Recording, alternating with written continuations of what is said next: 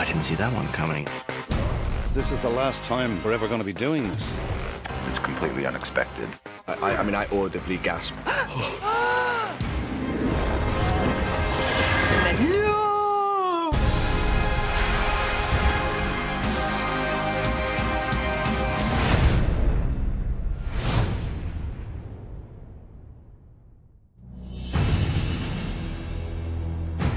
First episodes of every season are always a challenge, but for the final season, it was a lot of pressure because we had all these characters convening at Winterfell. We thought the arrival was a way to capture what was at stake for Dany and for Jon, for Arya on the ground and for Tyrion and Varys and Grey Worm and Missandei on horseback. Everybody has a slightly different take on what's happening here. Background! Action! David Nutter directed half the season for us, and there's no more beloved director in the business. Usually a director on Game of Thrones will shoot for 3 days, and he has 2 days prep, and then he maybe shoots for a full week, but Nutter just had to go all out for 8 or 9 weeks of shooting. I was so happy that he was back for the final season. David Nutter really felt like part of the family. We shot a lot of the parade stuff at the end of the year where we had kind of the 2 shortest days of the year. And then we came back and it kind of brought some scope to it. Winterstown is a settlement just outside of Winterfell, and so that road was snowed. We built the little buildings that led up the road. It was completely redressed to be the Winterfell little town. It's basically a huge parade.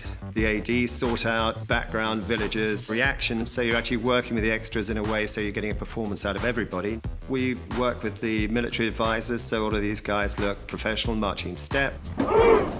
When we tell them to do something, they do it.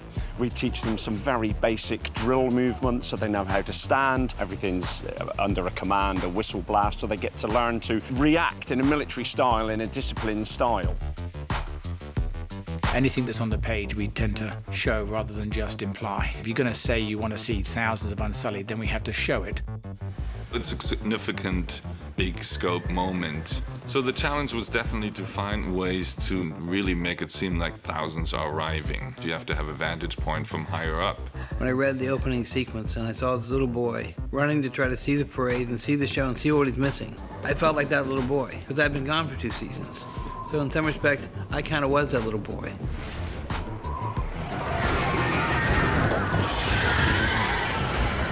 Daenerys arrives and immediately Sansa wants to make it very clear that she runs this shit. This is a tough crowd. I think Jon knows Sansa well enough now that when it comes to Dany, he knows he's going to have some difficulty. Jon is in love with her, has bent the knee, he's got googly eyes on, he's got like beer goggles on. I basically sat down with Sophie and told her, you have to remember one thing. This is your house. Queen Daenerys of House Targaryen. Thank you for inviting us into your home, Lady Stark. The North is as beautiful as your brother claimed. As are you. You're meeting the family. You want to do well. You want them to like you, goddammit. And, you're met with a stony, stoic silence. It's not a comfortable homecoming, no.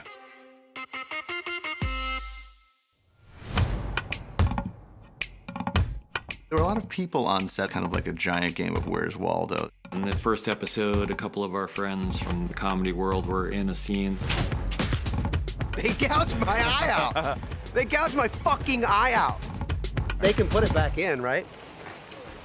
Right? Yeah. Benioff told me they would.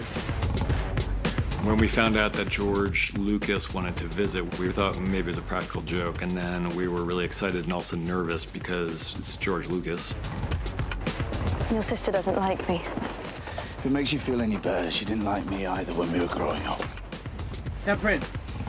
For George to be sitting at my director's chair, that was so cool for me. I had George go out and speak to Kit and Amelia. Okay, that was great.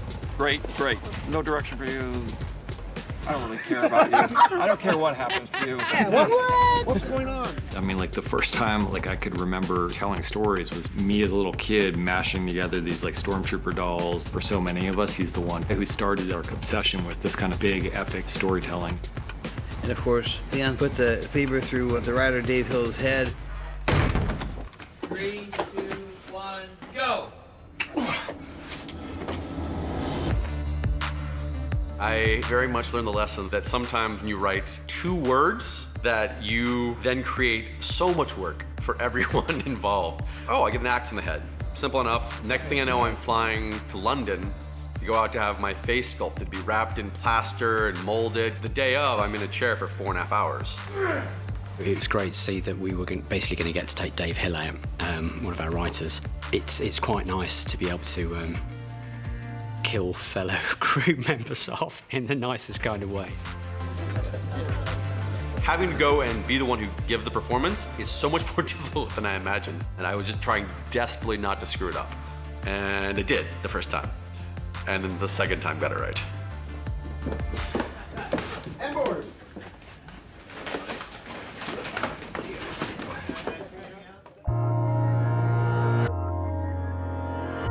The Godswood tree is such an iconic piece of the show. To create that Godswood tree is a huge amount of effort. Every year it would have to be painted white, it would be coated in latex, a sculpted face would be applied to it. The greens team would go about adding branches to it with flocked red leaves that Kevin Fraser would paint up for us. It's a process where you take a flock, which is a fibre, and actually adhere it to the leaf on one surface. So obviously you got some quite interesting dynamics when things were lit and shot. You used to be taller. When I first got the scripts, there's like a bunch of lords and ladies talking, and I was thinking, are we ever gonna get a scene together again? And then finally got to that scene, and I was just beaming. The really spooky thing was turning around and seeing her for the first time. And what I wanted to try and get was this kind of punch to the gut of literally turning around and seeing time having passed. You still have the sword. Needle. Needle. The most amazing thing happened. I just didn't have to do anything. Because you had 2 actors who hadn't worked together since season 1 to get a chance to show pure, true love. The one thing I've told the actors in season 8, the audience just want to see you breathe. To watch Kit grow as an actor on the show has been incredible, and I think the fans are gonna love it, because I loved it. I hit you right in the face. I'm so sorry. Part of the fun of the episode was bringing back together all these characters. It's also the challenge of the episode because you don't want it to feel like it's, you know, just the reunion episode. Leave him be. The Hound and Gendry, we thought it would make sense for kind of the 1-2 punch of these 2 people who would serve very, very different roles in her life. Is that command, Lady Stark? Don't call me that. He still thinks that she's the same girl that he left beforehand. We've gotten better. Yeah, thanks. So have you. I think for Arya, it's remembering who she was before. I mean, you look good. Thanks. Like, I used to be that girl, and that's who I was in love with and thought I would just follow to the end of the world. The Hound Arya reunion, that's the thing we were most excited about writing. You left me to die. First, I robbed you. Everyone would hope that the reunion between Arya and the Hound would be laughs and giggles, but actually it starts off as like cold, because it's kind of the defense mechanism for both characters. You're a cold little bitch, aren't you? Guess that's why you're still alive. There's also Tyrion and Sansa. There's something between Tyrion and Sansa that you can't quite put your finger on, because they're... You left me, and then you know what happened to me, and I know what happened to you. Apologies for leaving like that. Yes, it was a bit hard to explain why my wife fled moments after the king's murder. It's tricky with them. They have to watch their words around each other, but at the end of the day, she does trust him. And at the very end, we have the silent reunion with Jaime and Bran. If he tells the rest of the clan the truth, I'm done. I'm dead.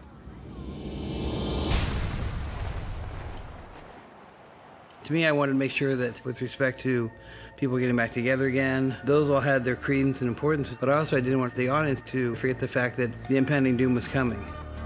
Hey, camera Mark. They're coming. There's no way around it. This is a great horror movie sequence that Dave Nutter directed the hell out of. Somehow, Beric and Tormund survived falling down that wall of ice. We find that it's strangely, there's blood everywhere, but there's no bodies. Stay back, he's got blue eyes! I've always had blue eyes! Did you find anyone? The scene in The Last Earth, we have a mandala of limbs and body parts the Night King has left behind, which form this kind of pattern. And in the middle of it, we have Nedumber, who's basically pinned to the wall on a huge stake. Obviously, we know what happens to people who are killed by the Night King and the White Walkers. The young boy was suspended in a harness, and then to basically kill the White, Beric uses his flaming sword and takes out the White. We had to shoot that on a stunt guy called Paul Lowe, who was of a similar sort of stature to the actor playing Ned. Game of Thrones is the first time I done a full burn, so that's a nice tick. What I guess a lot of stuntmen want to have. And for that, because he was going to be engulfed in flames, we had to make a look-alike fire mask. Now we good? You can hear me okay, yeah? I love what you've done with your hair. It's a message from the Night King. Being Beric Dondarrion, I'm always setting people on fire. You have the mask off, you talk through it, what the process is going to be. We'll roll the cameras, okay? The first 3, 2, 1 will be to light the sword. Then it'll be 3, 2, 1, action for Nick to stab you. You lift your arm up to stab on 3, okay? On action, he's going to stab you. Hold this position like this. When you hear me start to count, that's when you start to react. You then have to go and do it. They'll gel you, they'll spit you, and they'll light you.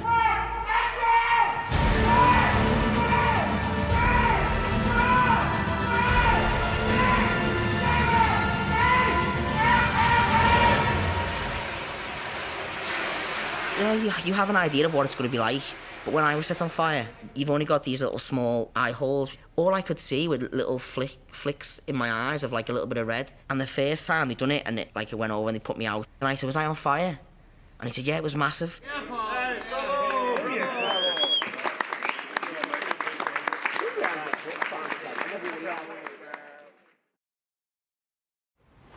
You've completely ruined horses for me. It almost seemed like he knew where I wanted to go. You're quite... Fuck's sake.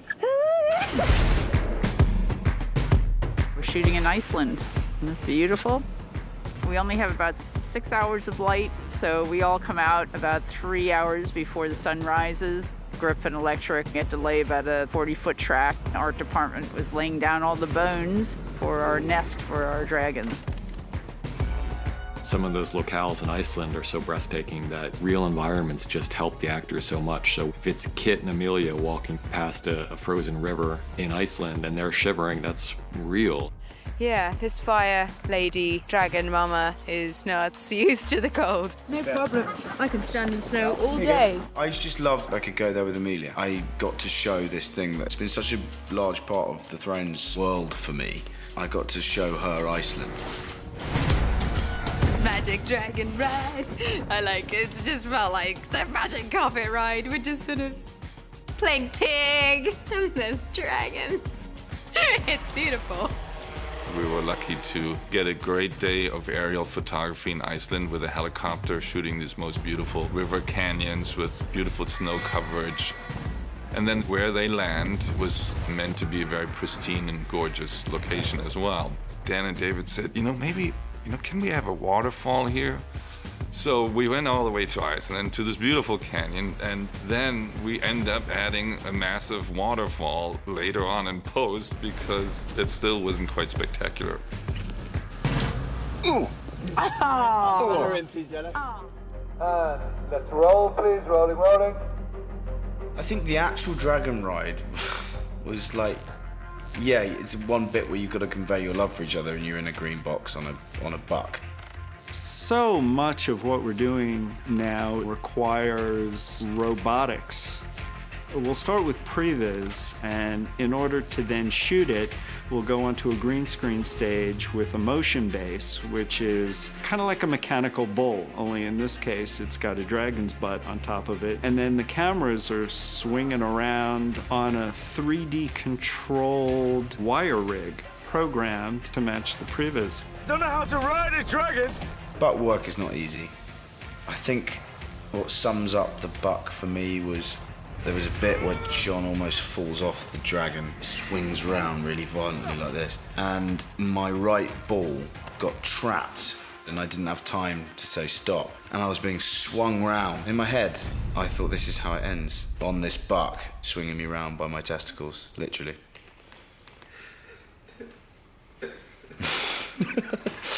Sorry. Probably too much information.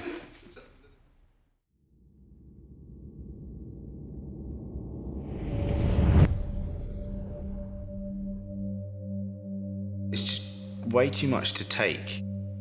I was joking with John of like, how do you receive all those bits of information? How do you possibly try and act that when they've got death raining down on them? And suddenly he finds out the truth about his life, that he's not a bastard, that everything he's lived by is not the case. And on top of that, that his new love of his life is his aunt. Like, I mean, I was like, oh, come on, this is an impossible task. I wasn't a king. But you were. You've always been. He wouldn't want to hurt John with it. He would only tell John that if it was the truth. If there's one thing he knows about Sam, he knows that Sam is a stickler for facts, and Sam is very literal. You've never been a bastard. You are Aegon Targaryen, true heir to the Iron Throne. The way to get round it was disbelief, like Sam's gone mad. What are you talking about? Quickly followed by it making sense and anger. You're the true king. Aegon Targaryen, 6th of his name, protector of the realm. All of it. I don't care if you're my best friend in the world, I will knock you out. How dare you tell this to me? My father was the most honorable man I ever met. Your father, Ned Stark, he promised your mother he'd always protect you. And he did. Robert would have murdered you if he knew. And the truth that Samwell tells John is probably the most incendiary fact in the entire world of the show. Ned Stark understood how dangerous the truth about John was, and that's why he protected John from it. You gave up your crown to save your people. Would she do the same?